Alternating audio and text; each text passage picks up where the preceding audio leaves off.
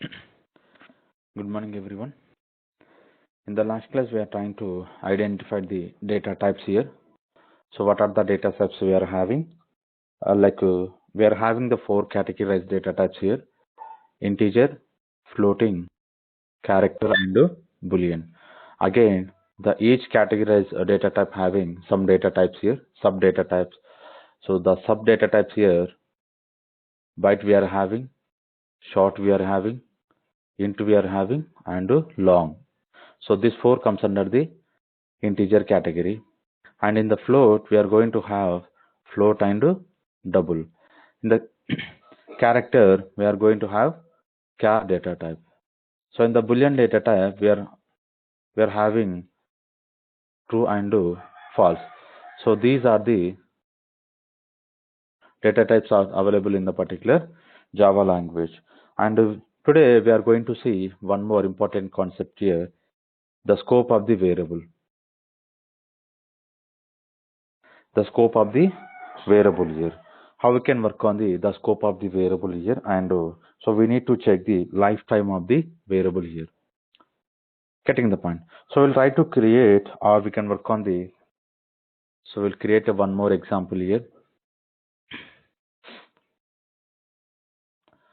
Here, what I am doing here, scope I want to create here, and I'm creating the main method here. Observe carefully how exactly this particular scope is going to work. So this is very important concept here, and in text, what I am doing here.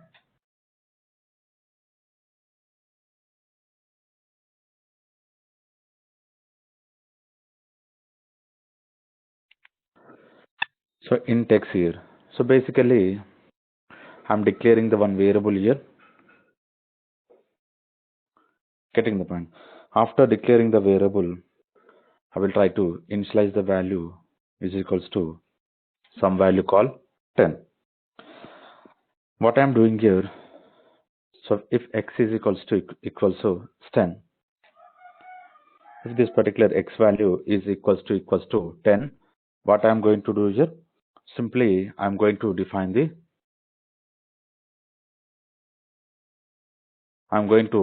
this particular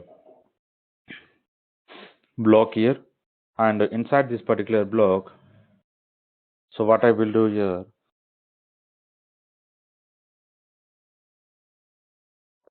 what I'm doing here, I'm trying to create one more variable here that is called int y. Directly, I'm initializing the value called 20 here. Right. After that, what I'm going to do, simply I want to print.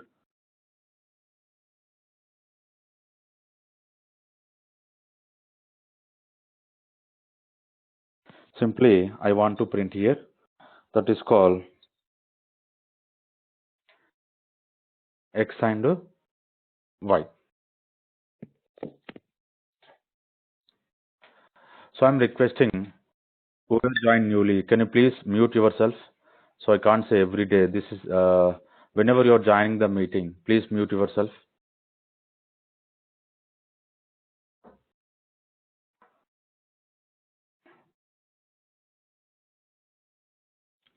Still, I'm able to see most of the people are unmuted. I'm requesting everyone, can you please mute yourself?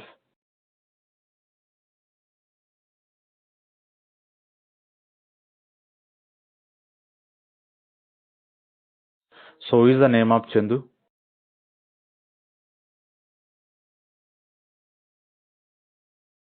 So Chandu, VO6, 18, 22, 28, 29.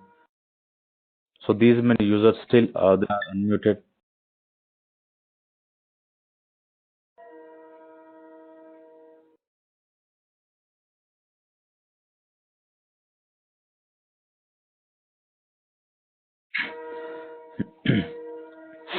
So observe here, whenever we are working this particular int y is equals to 20 here, observe I want to print some message here. So what is the message I'm going to print? That is called x and y values I want to print here. And observe here,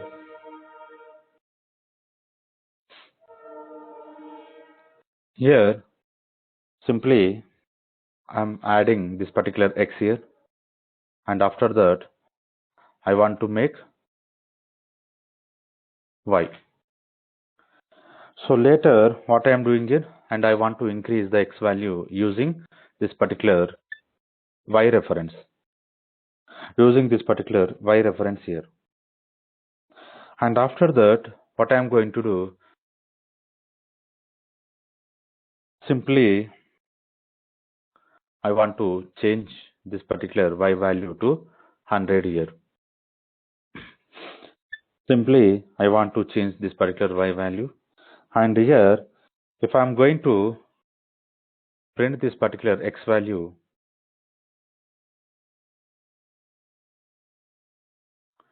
if I am going to print this particular X value, we are not going to get any error. So simply observe here, whenever I am declaring this particular class called scope, you can easily understand here the index I defined here, but into Y you can observe here where I am defining in the line number 8 I am defining. Getting the point? So whenever we are defining this particular int y is equals to 20 inside this particular block called conditional block, right? So if I'm going to access outside of this particular block, what I'm getting one error here. Getting the point? So can we read the particular error message? What is the error we are going to get here? Carefully observe here. So see, y cannot be resolved to a variable here. So why I'm getting this particular error message here? Y cannot be resolved to a variable here. So what I want to share the information here, basically, so whenever we are defining any variable, the particular variable, so we can access within the scope of the block. Getting the point?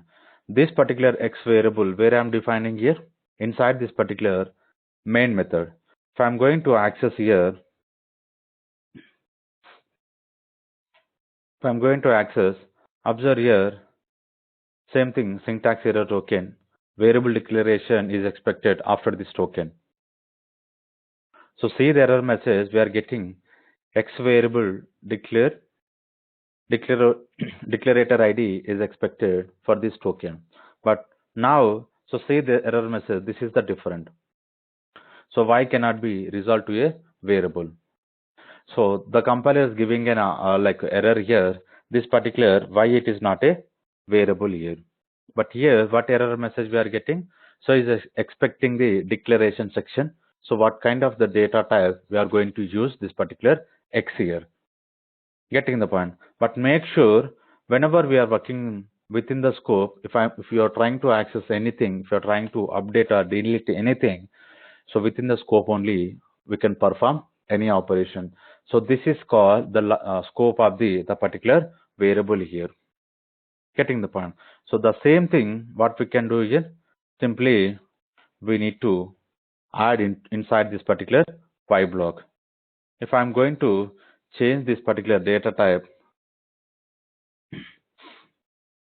so this example we'll see later, but observe carefully wherever we are defining the block, and if we are defining inside this particular variable section, so we can access inside this particular block of the code. If you are trying to access outside of the code, we are getting some compilation error. So this is the scope of this particular variable here. And one more thing here, whenever this block of code is completed, this variable section information we cannot find anywhere. We cannot find this particular section anywhere here. Getting the point? So this is all about the scope of the variable.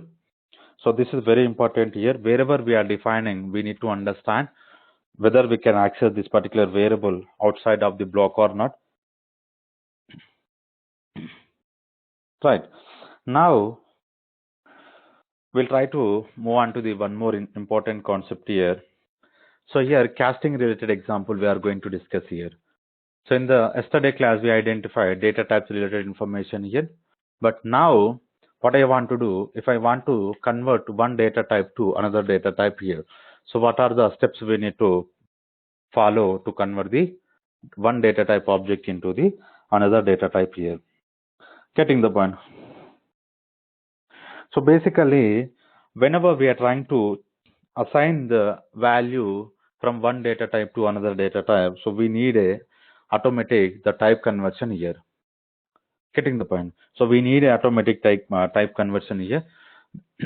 How exactly this particular type conversion is going to perform automatically, or if you want to perform explicitly, what are the steps we need to follow here? So simply to perform any type of operation here, so what we are doing here, basically we are going to specify the data type and name of the variable, and after that we are going to specify the value of this particular data type. Getting the point? So this is the syntax we need to follow here. Data type, name of the variable for declaration purpose. To initialize name of the variable, some value we are going to specify here. Okay. Now back to here.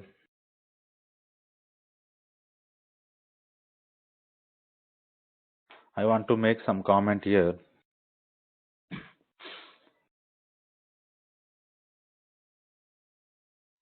So here, what I am going to do here,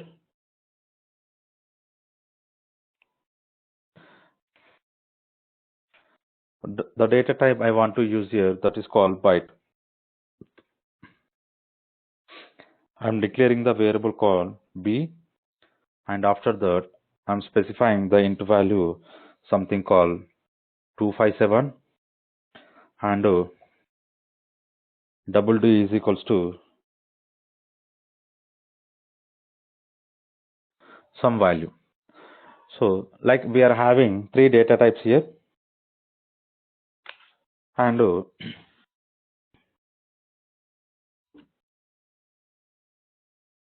the conversion here, basically the bigger data type into the smaller data type whenever we are trying to convert, so we need a explicit typecasting here. Like smaller to big, we can easily the automatic type conversion is going to take, but bigger to smaller we need a explicitly typecast. So something called compared to byte, int is it's having little bit bigger.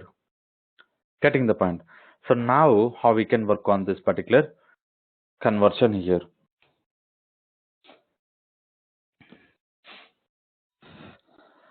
Simple message I want to add here.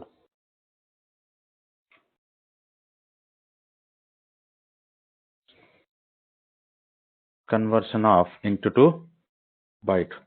And after that here, what I am doing here, so basically whenever we want to convert here, carefully observe here. So this is the way we need to work here, and the particular I. Simply if I am going to use, so you can observe here we are getting a some compilation error. So you can read this particular message, type mismatch cannot convert from int to byte. So here you can see the message here, the type cannot convert from int to byte here. Getting the point? So if you want to convert the particular int to byte, what we are going to do here? So we are going to use this particular data type here. So this is the way we can convert int to byte here. Right. Now what we can do, one more here, after converting this particular int to byte, we'll try to print on the p value. I into b value here. So I into particular b value here.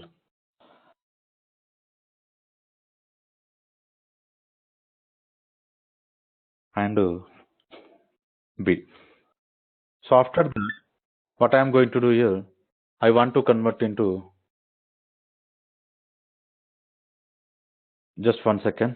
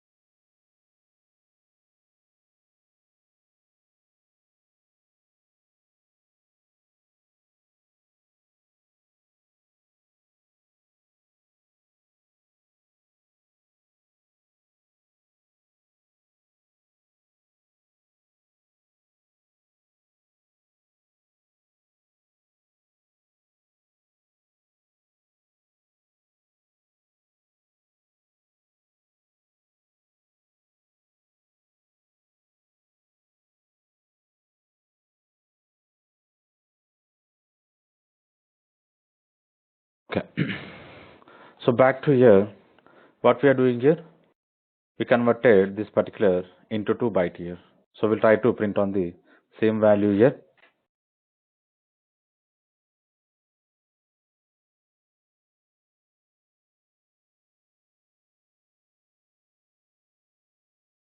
So conversion of into 2 byte, and so something called 257.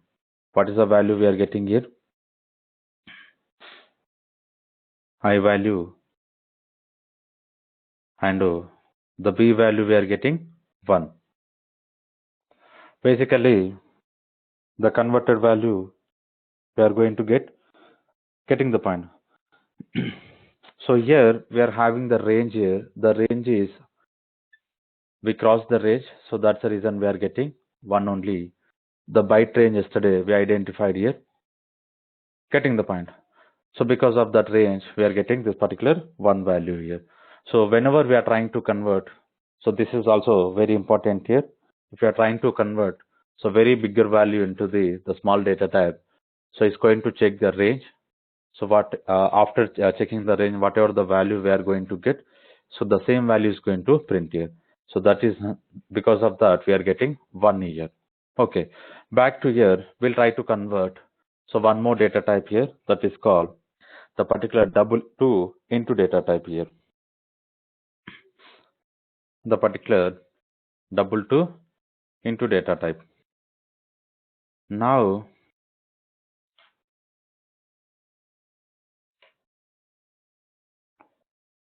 so double 2 into data type here. So how we are going to convert to the particular double 2 int? Observe here, I is equals to int d. So this is the way we can convert. Here we need to specify the what exactly what data type we want to convert here. And after that, if we are going to print I into d value, I into d value here. We'll try to run the same example here.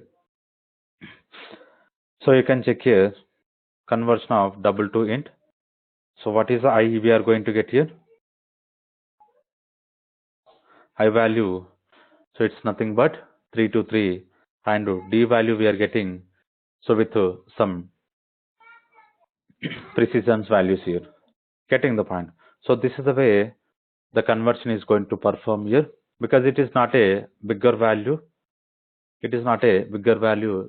So whenever we are trying to convert from the double 2 into data type, the same value we are getting, and only the expected information here after dot, whatever the values we are having, so those values will not available whenever we are converting from double to int, because the integer value is not going to accept the particular decimal values here. Getting the point. So this is the way the particular explicitly typecasting is going to perform here. And the final one,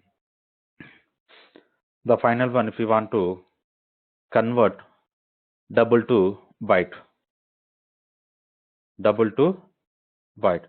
so we try to focus on the final example here.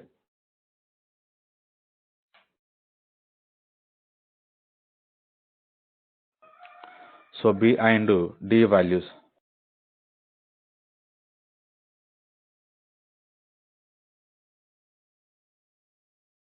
You can check here the B we are getting 67, the D value, whatever the D value we are having, so we are getting here.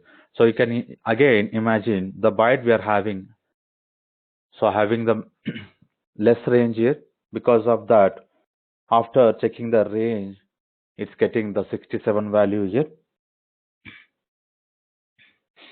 Getting the point. And again you can check the particular after dot, whatever the values we are having, so those values are, so we are not going to get whenever we are trying to convert into double 2 byte data type. So this is the explicitly typecasting here. Getting the point. And here one more example, whenever we are want to perform the automatic typecast here, so carefully observe here.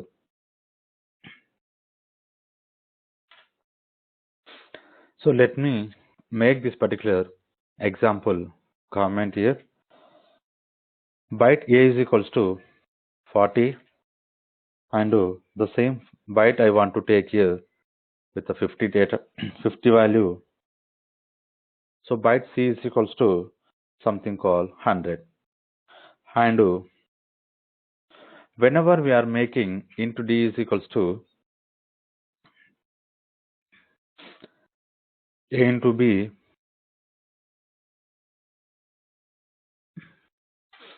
so here we are trying to perform some like multiplication and division operator, and after that if I am going to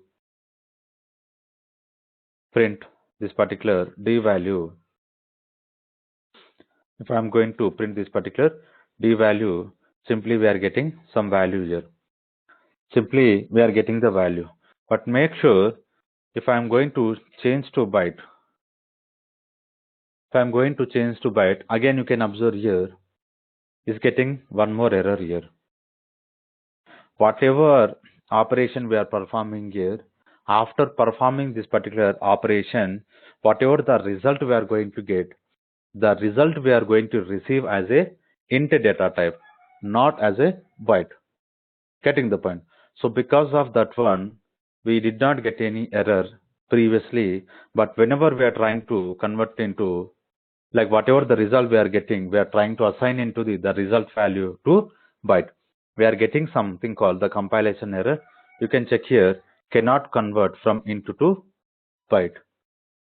Getting the point? So here, this is also very important. Any operation we want, like we are performing, the result value we are going to get as a int data type. That's if you want to convert into any specific data type, what we can do, we need to typecast. But still,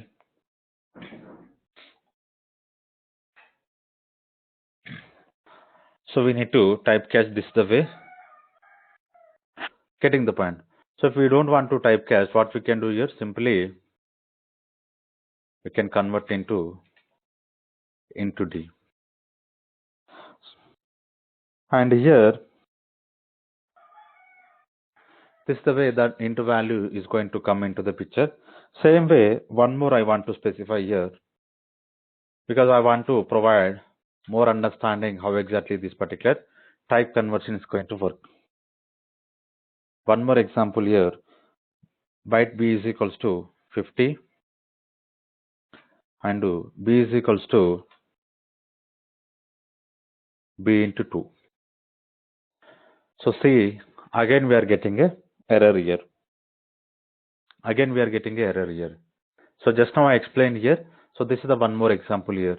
Whatever the value, the B value, whenever we are performing with any number, the result we are going to get int. So you can see the same message we are going to get. Cannot convert from int to byte. Getting the point? So this is where we can work with this particular data type, and to convert the particular data type we already identified. So we need to use the inside the braces, the particular data type. So basically, the implicit typecasting is going to work whenever we are having the data types called byte, short, and char. So these three data types is by default implicit typecasting is going to perform into data type. Getting the point? So whenever we want to perform explicitly, so this is the steps we need to follow here. Any questions regarding this particular typecasting? So can you message me if you are having any questions regarding this particular typecasting?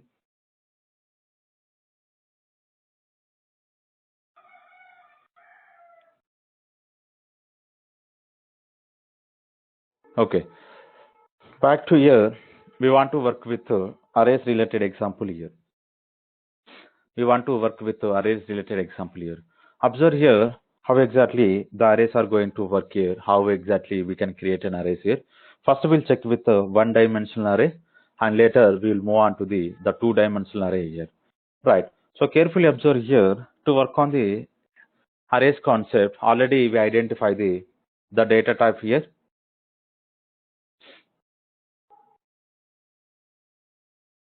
So we want to first we need to specify the declaration of this particular data types here. So simply observe here.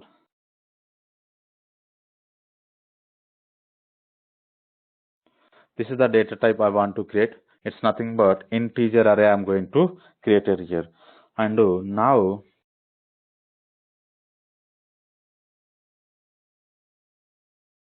so month underscore days I want to provide here. So this is the declaration part I want to create. This is the single dimensional array, something called one dimensional array we are going to work here. And later what I am doing here, so month underscore days is equals to new int. So as of now, don't worry what exactly this particular new is going to work here. We'll see later what is the new here.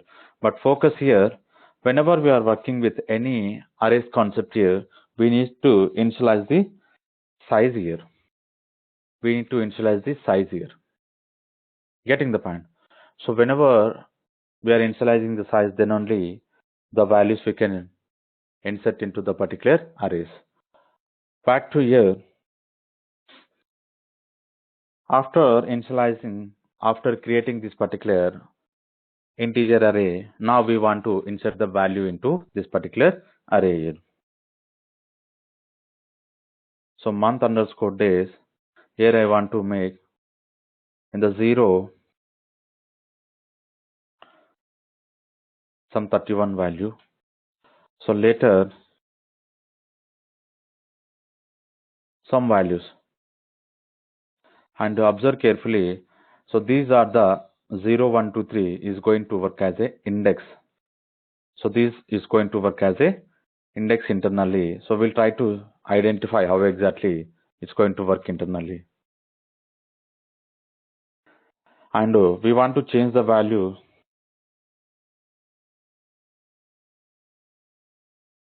We want to change the value of each month here.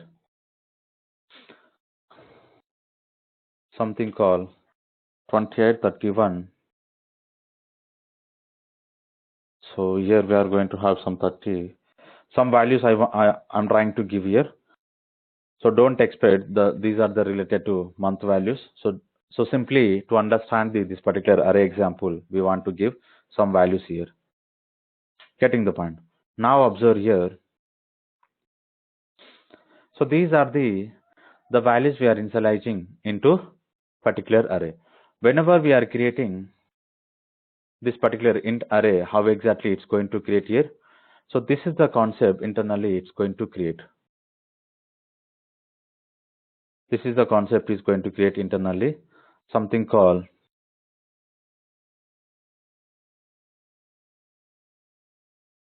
so just imagine 0, 1, 2, like so on. Getting the point? In the 0 index, what are the value we specified here? Something called 31. Later we specified 28 and 31. Sorry, 30.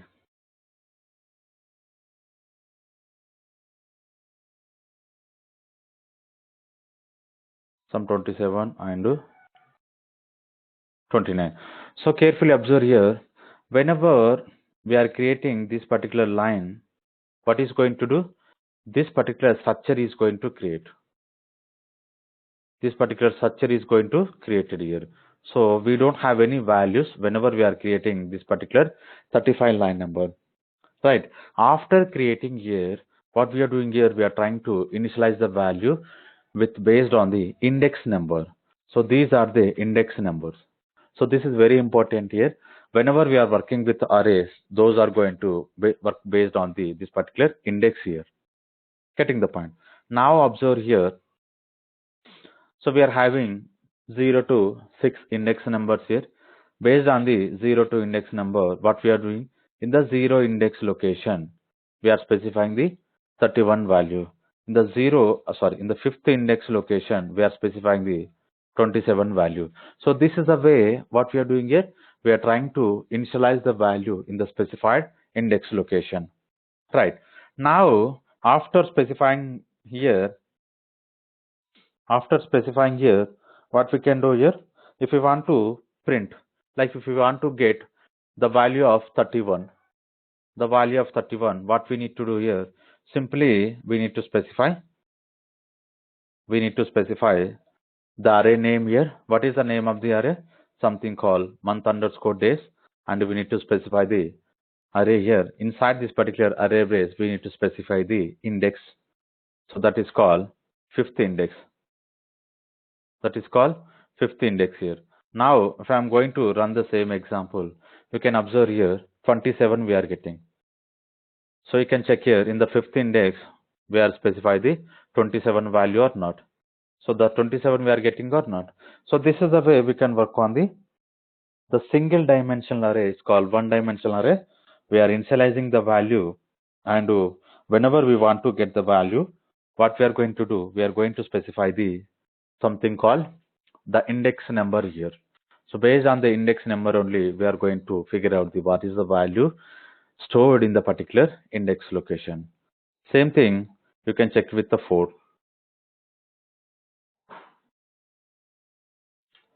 31.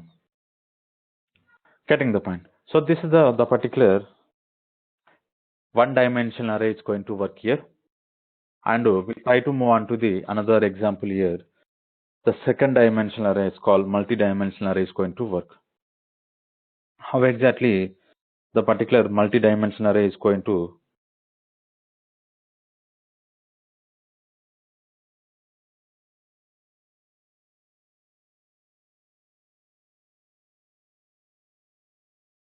just a wait. Someone is trying to join. This person having some problem here.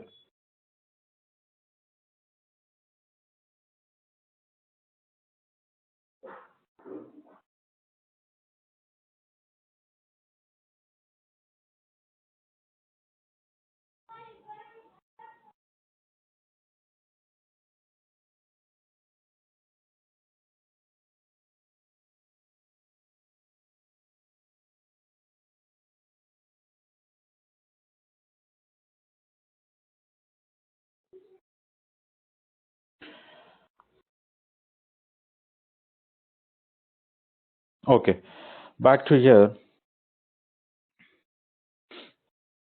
What we can do, carefully observe here. We are trying to focus on the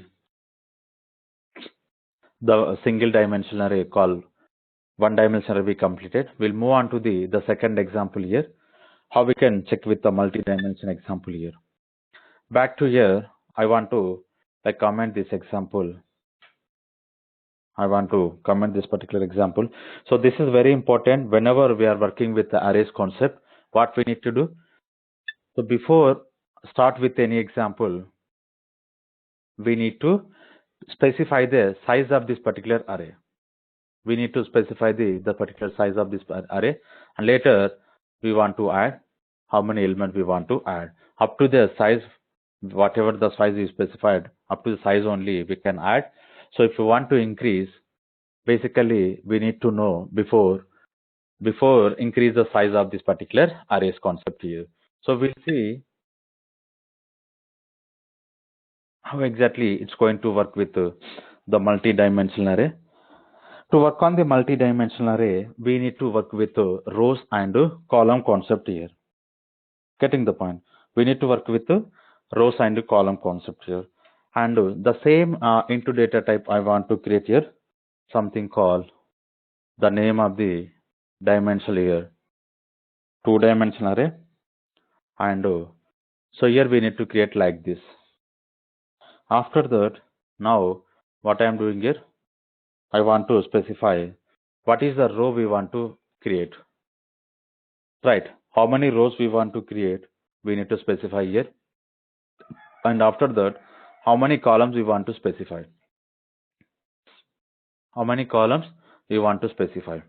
So observe here, how many rows we are creating here. We are creating the 4 rows, and how many columns we are creating here? 5 columns here. So simple. Let me make it little bit clear. So this is having something called little bit bigger. So this is the one column.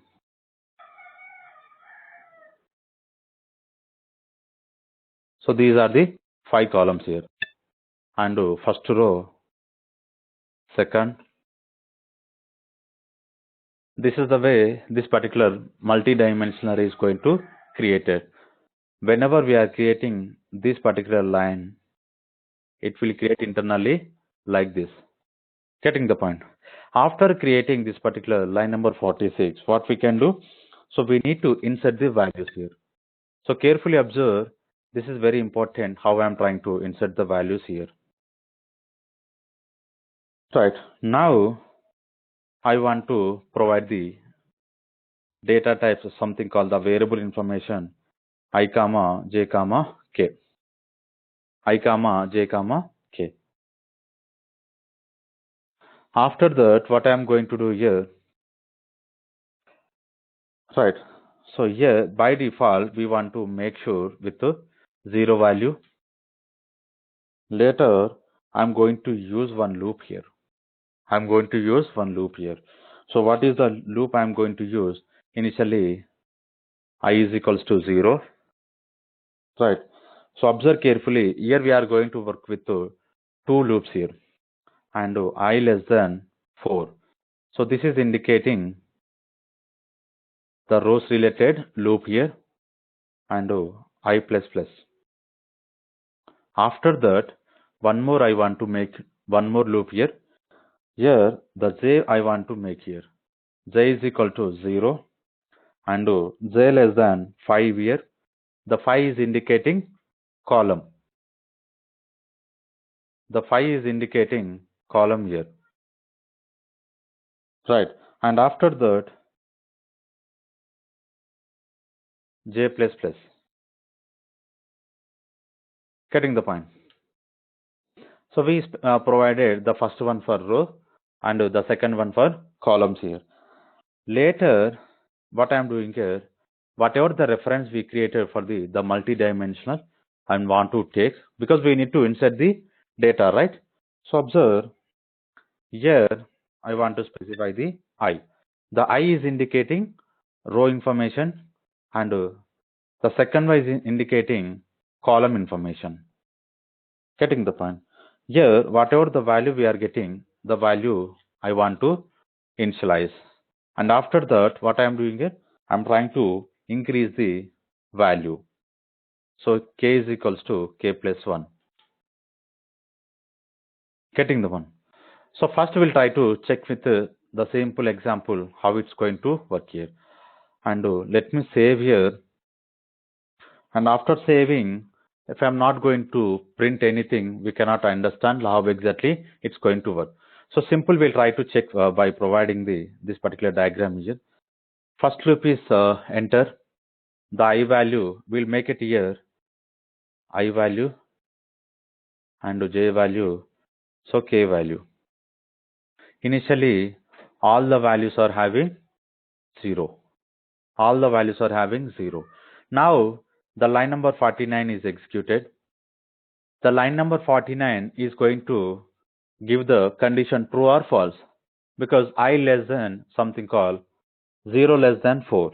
It's going to return true. Now it is entered into the one more loop here. So j also it's going to return true. And inside this particular, after executing this the second loop, whatever the value we are having here. So what we are doing here, we are trying to initialize the value, whatever the value which is resides in the k. Getting the point? And I. So the particular I indicating 0 and j also indicating 0. This particular first block is going to identified, because so I value 0. Basically this is the 0, 1, 2, 3 rows information, and 0, 1, 2, 3 column information. So this is the first one is indicating, because in the 2D what we are doing here, so this is important here, the initialization concept is important, and high value 0, j value 0 is pointing to this particular current block. and whatever the k value we are getting, 0. The 0 we are initializing here like this. Getting the point? So just to understand, I'm specifying comma here. The comma will not available here. Simply 0, 0. Getting the point? So 0, 0 we are going to get here. Because the k value we are having 0, the same value we are trying to provide into this particular index location. Right. After that, what we are doing here, the k is equals to k plus 1. It's become 1. Getting the point? It's become 1. So carefully observe, after executing this particular line number 52, where it will go? Again, it will go to this second loop. It will go to the only second loop. It will not go to the directly the above loop called row related loop. Directly it's go to the second. Now the j value is increased to 1. Still 1 less than 5. The condition is going to satisfy. Again enter into this particular line. Again is enter into this particular line. After that, what we are doing here? What is the k value we are having? 1. Now still the I value 0. Still the I value 0. But j value is increased. J value increased. Getting the point? So still we are in the 0 location only. We are not moving to any location. But we moved the j to the 1. Getting the point? So this is the way we are entering into the second here. We are entering into the second. And after that, the k value increased to 20. Again, one more loop is came into the picture. So again, the loop is repeated for the column loop. Now the j value become 2. Still the 1 is gone, 2 less than 5. The condition satisfied. When the condition satisfied, here what we are doing here? 0, 2. So the value we enter into the second index location here. And after that, we are checking 3. Right. Again, the j value also is going to increase 3. We are checking with 3 less than 5. 3 less than 5 is going to return true or false. It will return true. Again 0, 3. Why we are getting the 0? Because the I value still it is 0 only. I value still it is 0. It's not changed at all. Getting the point? And back to here, k value 4. Same way j value 4. We can check here 4 less than 5. Condition is satisfied. Now we will check here 0, 4. And whenever this particular k value increase, and after increasing the k value, the j also it's increase. How it's going to increase? Again, the loop is going to repeated one more time. Now we are enter into the 5 less than 5. This particular condition is going to return false here. This particular condition is going to return false. Once it is returned false, where it will go? Now it will go to this particular loop here. Now it will go to this particular loop. So at this time, the value I value is changed to 1. Again, it will back to the j. Again, it will back to the j. So this all the numbers will gone. All the numbers will gone. The j is starting from the 0 only. Again, the j is starting from the 0. Same way, the k also it's going to start from the 0. The k also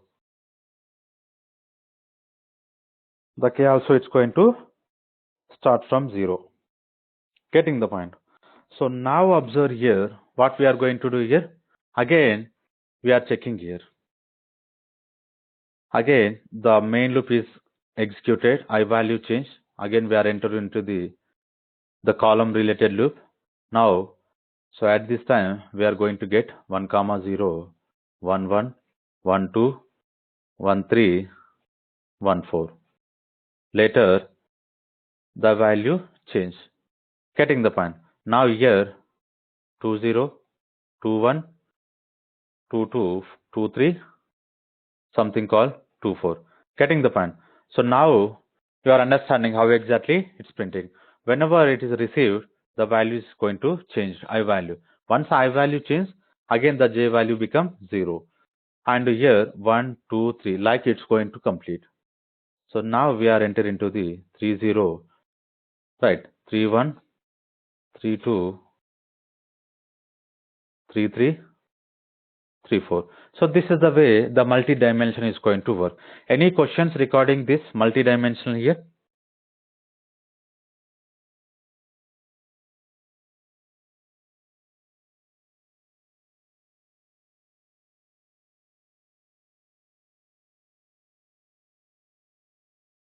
Okay. So back to here. Now I'm going to clear the screen because we need to identify loading concept here. We need to identify this particular loading concept here. Now observe, I want to take this particular two loops here.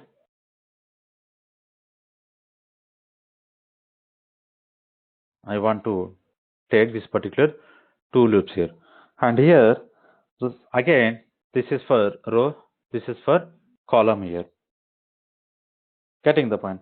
After this, what I'm doing here, I want to print the first method I will use for print, the second method I will use for the println. So we'll see how exactly it's going to print here. Something called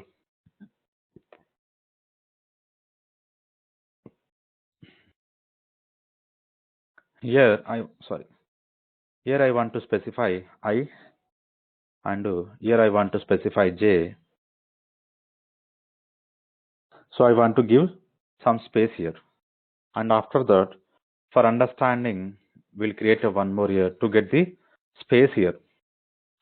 So using this particular println method, we can design output in some readable format here. Can define this particular output here. So carefully observe here. If I'm going to run,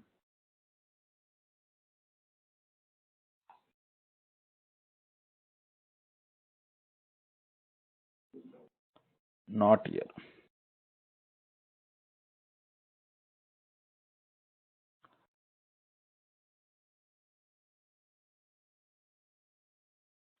Observe here how we are getting here. Getting the point. So this is the way the data is going to inserted here. Getting the point. These are the values we are inserting, but initially we are checking with the index numbers. So 0, 1, 0, 2, those are the index numbers. So we'll try to make the same example in the debug mode to get understand. Observe carefully. I want to run in the debug mode. So whenever we want to run any application in the debug mode, what is the first step we need to do here? First, we need to add a breakpoint here. To add a breakpoint, just double click here. You are going to get one dot here. Right. Again, if you are clicking 2 times, the dot will ignore here. Right. Now, so we'll try to check with the debug perspective here. You can check here the k value 0. Now we'll go back to the next line. I value also 0. J value also 0. So try to focus on the left side section here. This particular left side section is going to give more information on our current example. Okay, back to here. Now what I am doing here, in the particular 2D, you can check here. So this is for first column. This is for second column. This is for third column, fourth column, and okay, 0 to 4. Right, we are having the fifth columns, right? So this is the way the column is printed here, because all the values by default it is 0 here. Whenever we are creating like this, we are going to get this particular structure here. This structure will come. Carefully observe here. What is the k value we are getting? 0. Now observe which value is going to override. So as of now, you can't understand what value is going to change here. So just observe the k values increase. Now the j value also increase here. Now you can check here. Initially it is 0. Now the one values enter. Observe carefully the second one. The 2 is enter here. Same way 3 is enter. The 0 value is override with 3 3 value. Now fourth value. Getting the point. Observe carefully. So now we are entering into this for loop, the column related for loop here. So this for loop is going to give error here. When it's going to give, after increasing a value, the value is increased. Now the loop is moved on to the row level. The loop is moved to the row level here. Observe carefully. Now I value 1, j value 0, k value still we are having here 5th, right? The k value is increased here. Again you can check here. The 5th is inserted into the second row, first column. So now you can check the 6 is inserted, 7. Getting the point. So this is the way the loops internally it's going to work here, and this is the way we can work with multi-dimensional array. Now you can check here. Now we are entering into the 17. So still we are having 2 more records. Observe, this particular loop is condition is not satisfied. So now we are going to check. Still the particular I value 4 here. Now you can observe here the I values increase. The loop is terminated because the condition is failure here. I less than 4. It's not satisfied here. Back to here to print this message. Now what we are doing here? In the particular 2D array, you can check here these many values are available. In the 2D dimensional array, these many values are available. But this also very important here. What is the I here? It is 0. And in the j also, it is 0. Which value is going to load? This particular 0 value. So in the diagram, we have identified 0, 0. Getting the point. Now, second one, 0, 1. So in the 0, 1, it's going to point to the 1 value. 1 is printing. So same way, 2 is printing, 3. After 4, it's back to the second line. Observe carefully. So third line is printing. Because of this particular println method, so it's move on to the next line. Instead of printing on the same line, what is doing here? It will move on to the second line here. So this is the way the values are going to print in a some readable format here. Getting the point. So these are the output we are going to get here. Something 0 to 19. Any questions regarding this?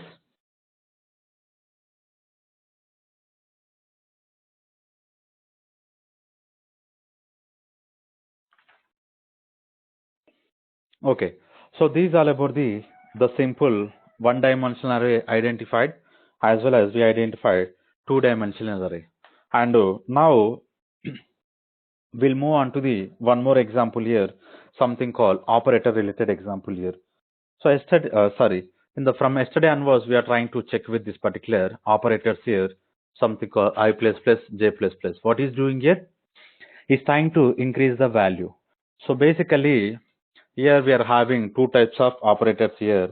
So pre-increment and post-increment here. So these are the post-increment operator we are working here, and we are going to have the pre-increment operators. We are going to have the pre-increment operators as well as we identify. So I don't want to discuss the mathematical relation example here, something called addition, subtraction, multiplication, and division. We are having a little bit example on this, so we don't want to take more on this particular and try to practice more onto this particular. We'll move on to the remaining concepts here. So module operator here.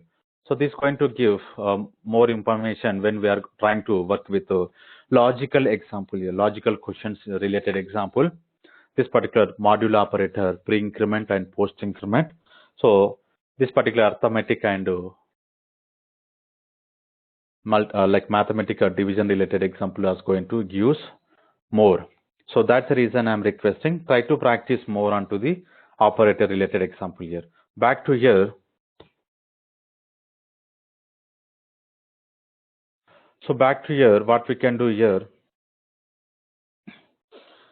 So module example, we'll try to check here. And we'll try to create one more class here to work on the module.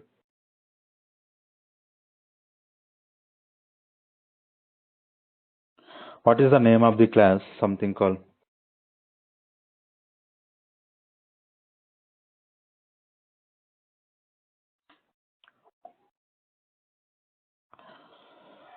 So the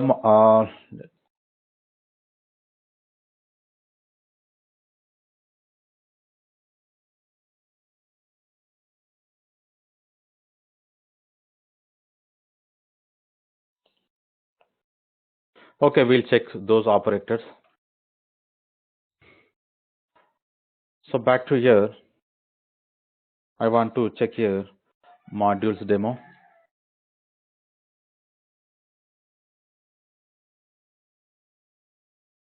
Now here,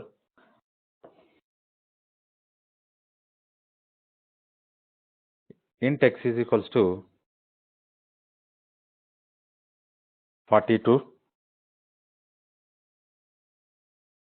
Here I want to take something called y.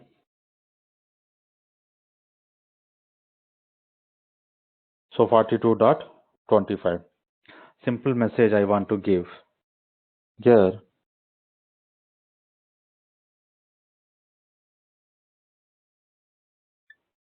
something called this particular x mod 10.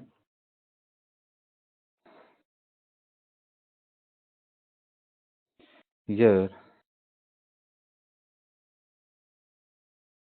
same way we want to check with y here.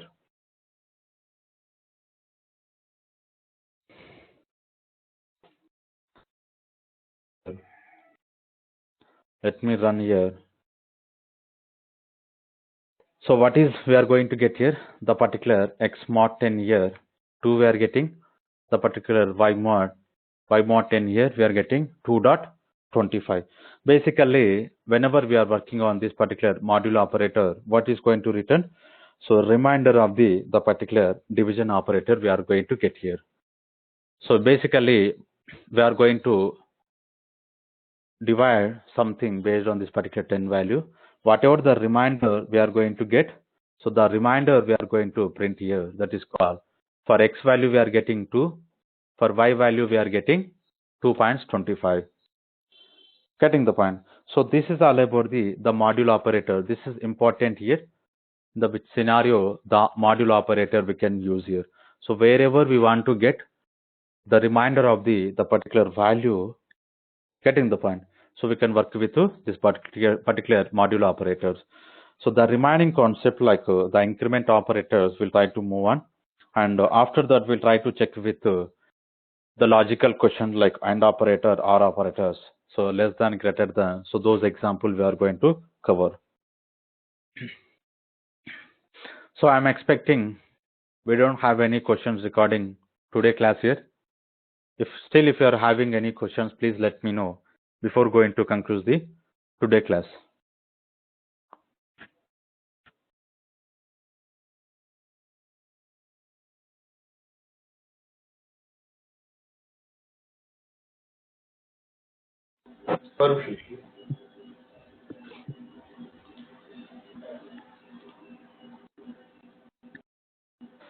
So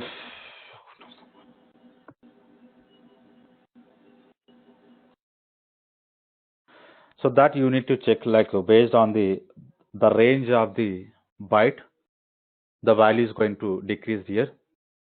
So we need to figure it out like how exactly the range is working. Yesterday I provided the range between for the particular byte here.